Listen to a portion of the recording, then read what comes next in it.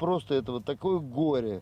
Смотришь, я не знаю, я всегда вот мальки, когда вот видишь малька, что рыба вышла, я вот радуюсь, например. Лучше бы все это наловили, да? Конечно. Александр сетует, такого не видел никогда, хотя рыбачит здесь уже давно. От увиденного признается в шоке. По всему берегу погибшая рыба. От мелкой до крупной попадаются даже 10-килограммовые сазаны. Местные рыбаки уверяют, даже сами здесь таких никогда не ловили. Вчера, что здесь творилось, здесь вот только на одном месте, наверное, тонн 20 было рыбы.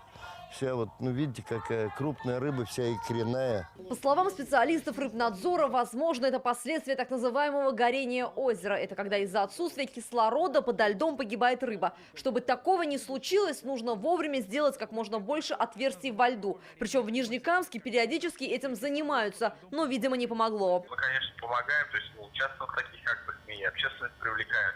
Это минусом не будет, так сказать, и наши прямые обязанности. Это уже второй такой крупный случай мора рыбы за месяц. 13 апреля рядом с поселком Займище также погибла вся рыба и даже ондаторы. Тогда экологи по результатам проб дали заключение. Причина гибели – нехватка кислорода. А вот из-за чего в Нижнекамске погибли судаки и сазаны, станет известно уже после экспертизы через 10 дней.